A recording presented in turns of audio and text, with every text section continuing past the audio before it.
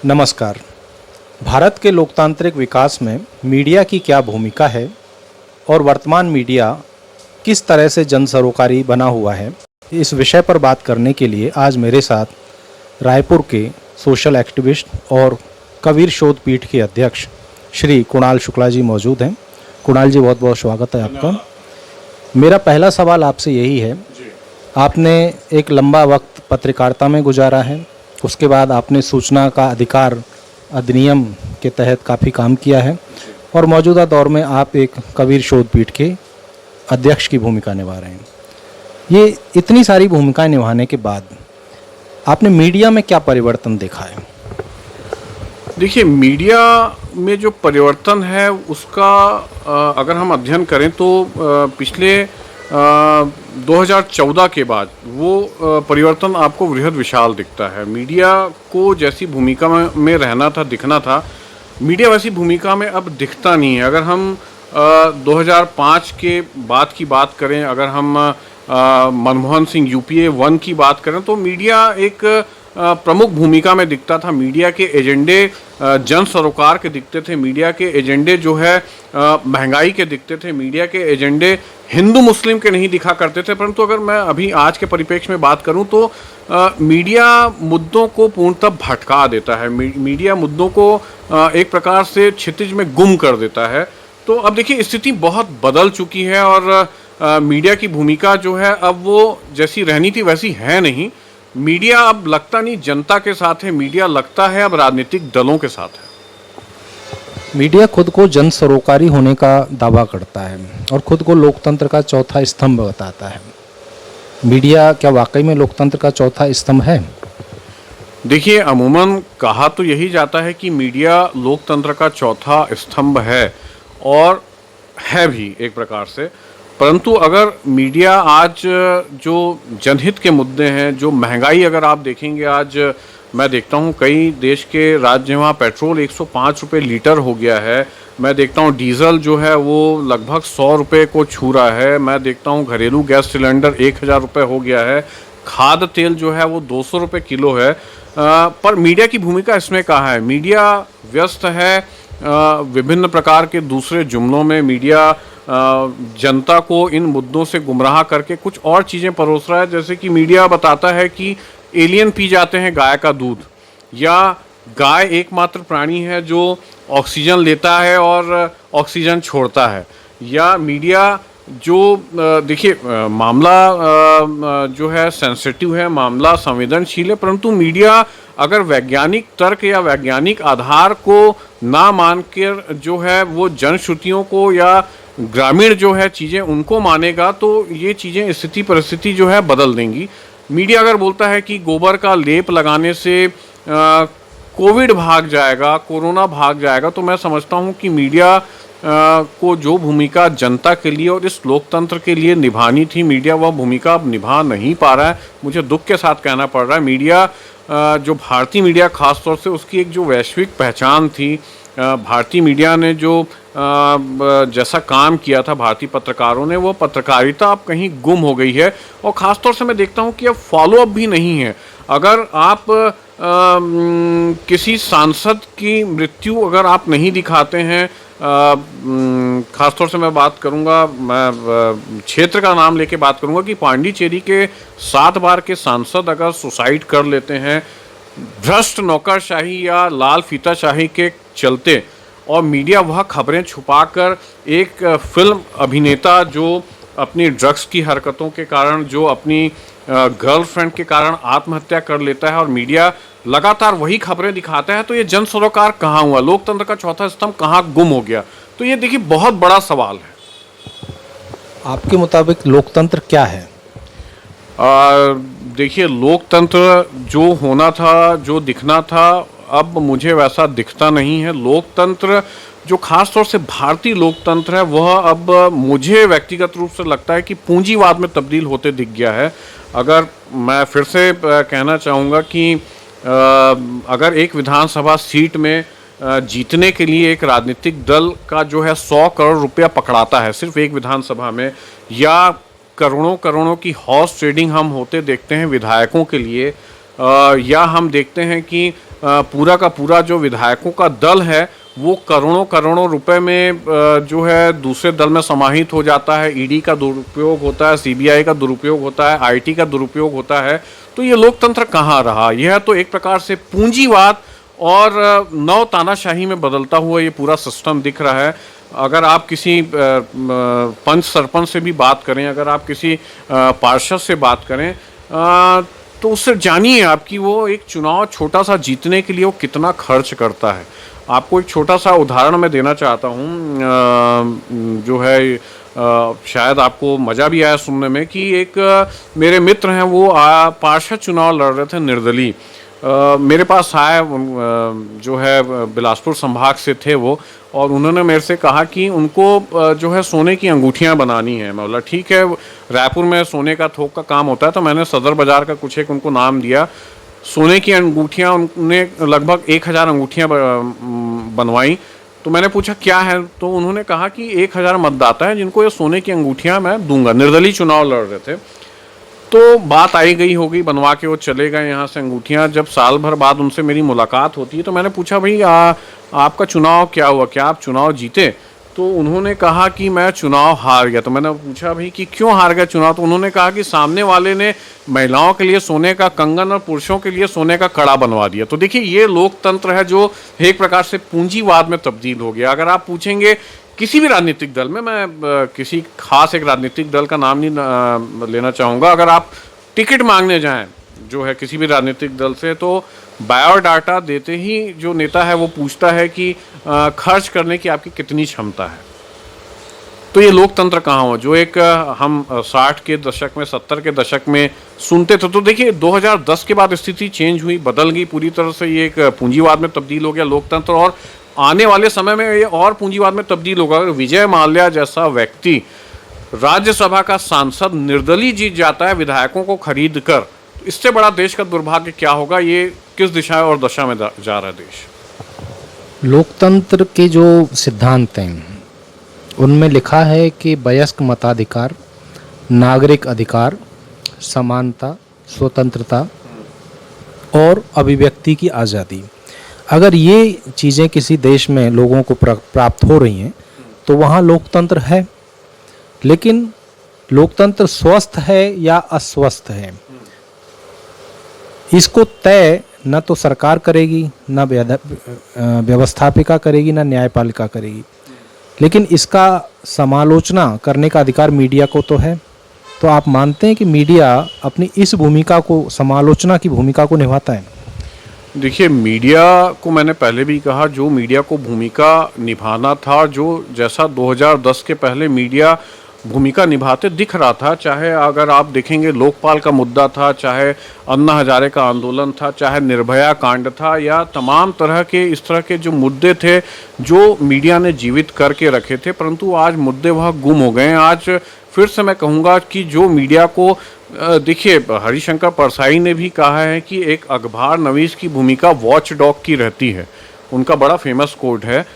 उसका काम जो है लोकतंत्र को इस प्रकार से एक सुरक्षा की दृष्टि से देखना और चौकन्ना होकर उसकी रक्षा करना, परंतु वह मीडिया अब कहाँ रक्षा कर पा रहा है? अगर मीडिया मुद्दों को भटका कर, अगर महंगाई के मुद्दों को भटका कर हिंदू मुस्लिम में डिबेट कराने लगे, अगर मीडिया जो है भारत में 100 रुपये पेट्रोल का मूल्य, 105 रुपये पेट्रोल का मूल्य नहीं दिखाकर अगर हमको ये बताए कि पाकिस्तान में 150 रुपये किलो टमाटर है, तो मीडिया अपनी कहाँ वास्तविक समालोचना की भूमिका जो है उसमें आपको दिखता है?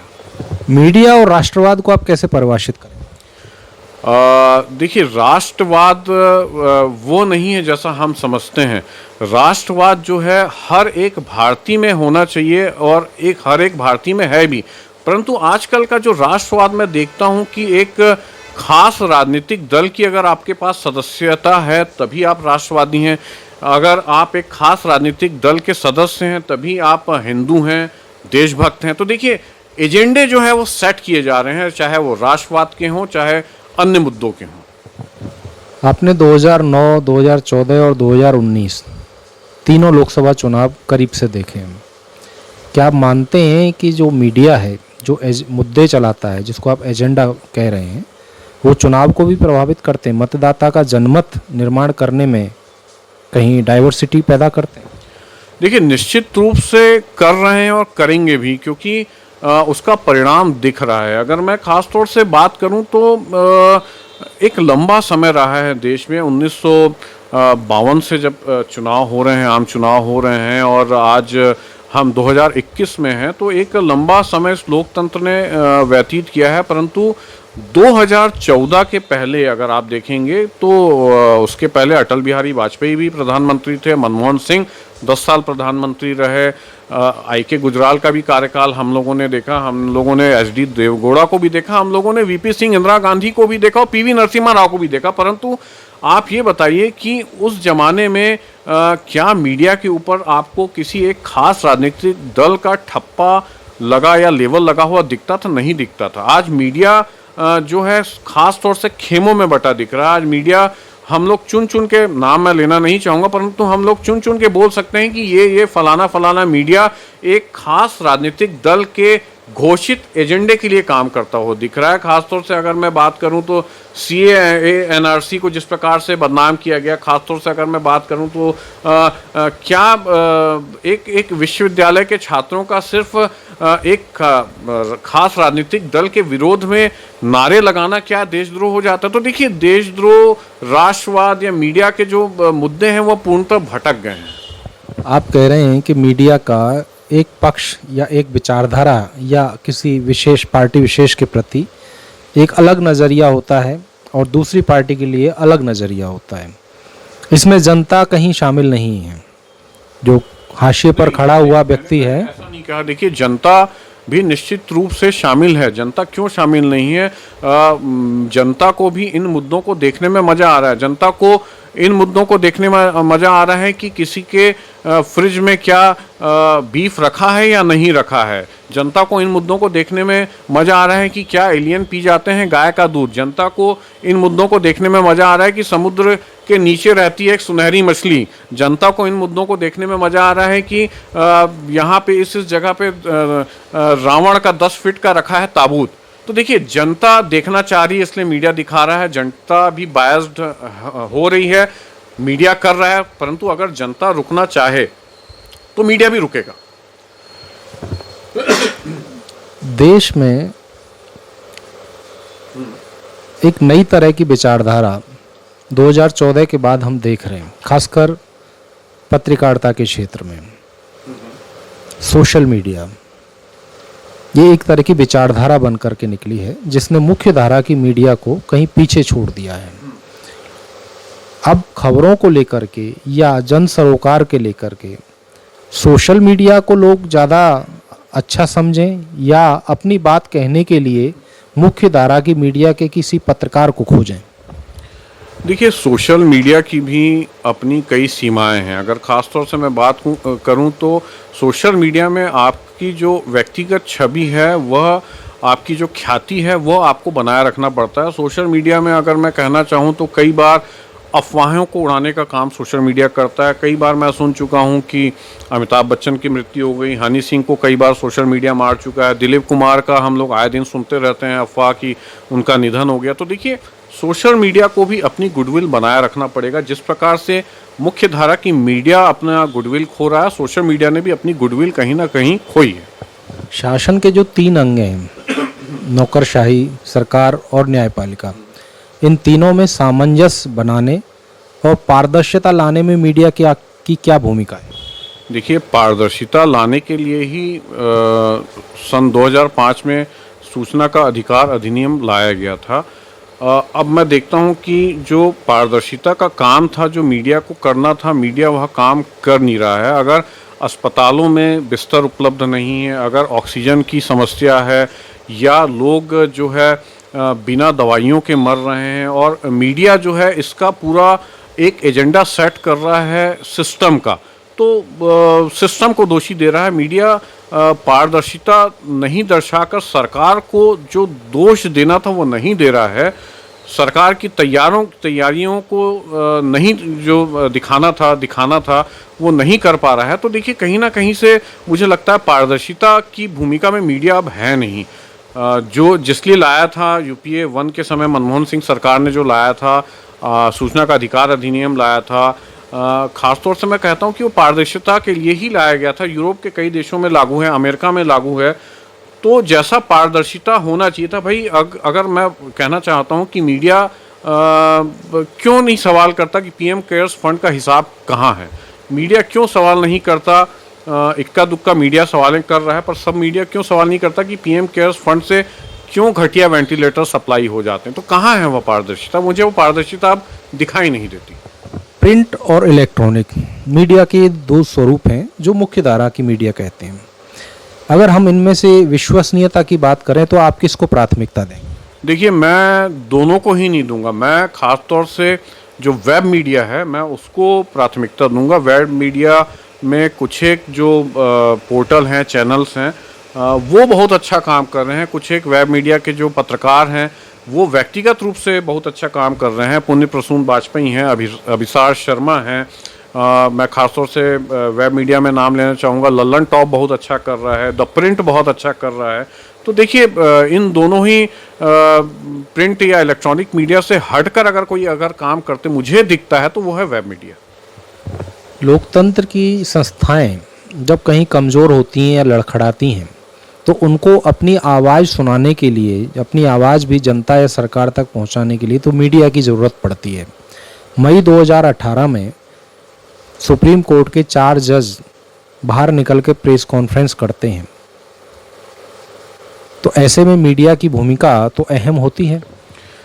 देखिए, मीडिया की भूमिका अहम होती है, परंतु ये आप भी जानते हैं, मैं भी जानता हूं और लोग भी जानते हैं कि मीडिया मैनेज होता है। पत्रकार मैनेज नहीं हो रहा, परंतु मीडिया के मालिक मैनेज हो रहे हैं। मीडिया के मालिक सरकारों से मैनेज हो रहे हैं और उसका प्रमुख कारण ये है कि मीडिया जो घराने हैं उनके खुद के आर्थिक स्रोत नहीं हैं। मीडिया घराने जो हैं वह विज्ञापन पर निर्भर हैं सरकार से।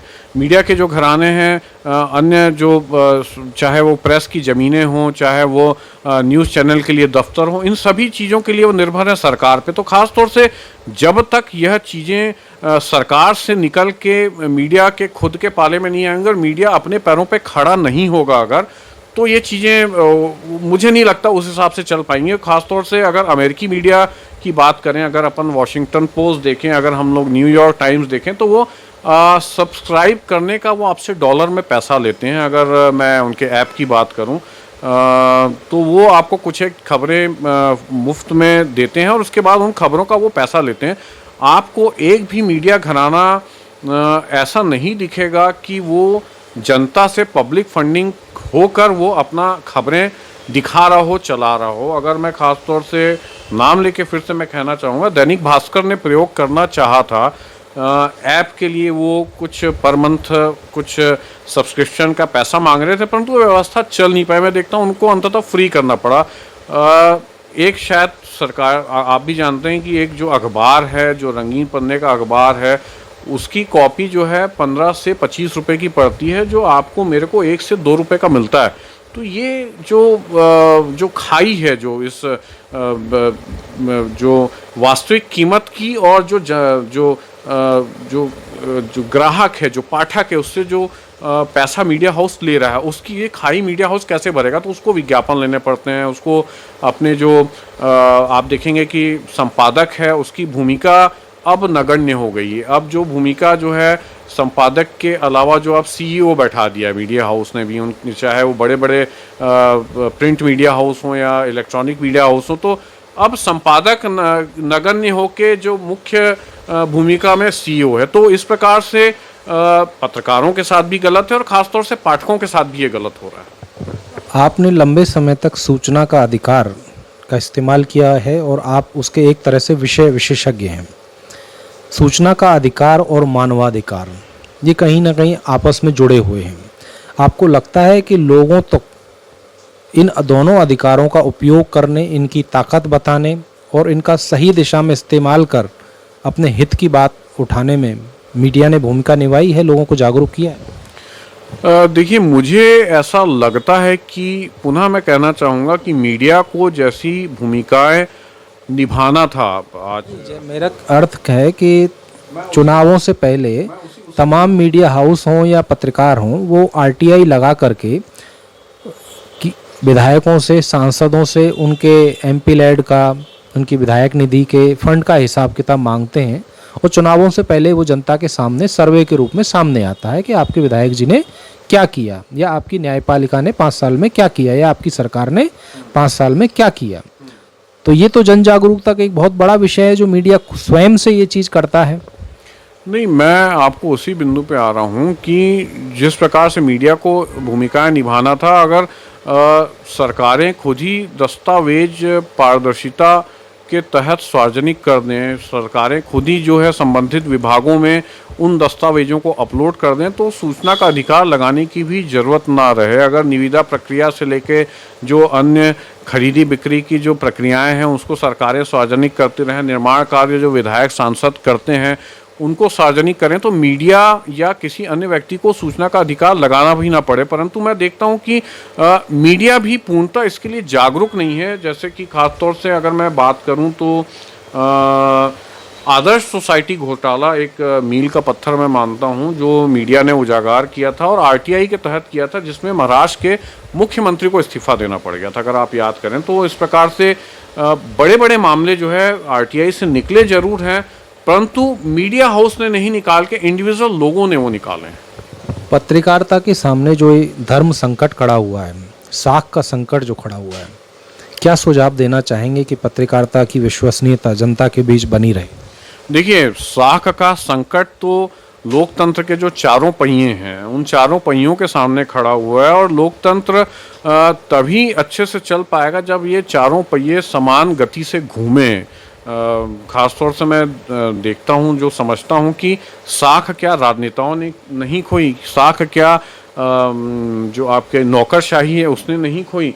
खासतौर से अगर मैं देखता हूँ सोशल मीडिया पे उबाल कई बार आप देखेंगे न्यायपालिका के विरुद्ध भी है, लोग बड़ी तल्ख टिप्पणियाँ कर रहे हैं। मीडिया की साख का हाल तो आपको मैं बयान कर ही रहा हूँ। तो देखिए, सभी को साख जो है बचाए जाने की ज़रूरत है। मीडिया जो है उसको अधिक ज़रूरत इसलिए है क्योंकि मीडिया ही प्रजातंत्र का वॉचडॉग है, जैसा कि हरिशंकर परसाई ने भी कहा है।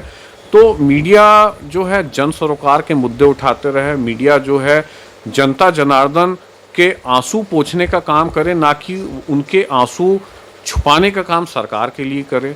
तो मीडिया ने सबसे अधिक गुडविल खोई, और इसका दोष मैं मीडिया को इसलिए भी दूंगा क्योंकि मीडिया से एक आम भारतीय के रूप में मुझे उम्मीदें और आशाएं थी, और मीडिया ने उन उम्मीदों और आशाओं में पानी फेरा है। तो मुझे लगता है अगर मीडिया को अपनी गुडविल बनाना है, मीडिया को अगर फिर से अपना सुनहरा दौर पाना है, तो मीडिया को जनता के मुद्दे उठाना होगा, मीडिया को जनता के जो सरोकार के मुद्दे हैं उनको दिखाना होगा, मीडिया को बताना होगा महंगाई, मीडिया को बताना होगा आपके अस्पतालों की दुर्दशा, मीडिया को दिखाना होगा वेंटिलेटर ऑक्सीजन की जो कमी हुई लोगों को, उसको दिखाना बताना पड़ेगा, तभी मीडिया अपनी गुडविल आगे पाएगा और कुछ अच्छा कर पाएगा। और ख़ास तौर से जनता को भी अपनी गुडविल फिर से पाना पड़ेगा। अगर जनता चाहे कि मीडिया में उसे यह देखना है और उसे यह नहीं देखना है,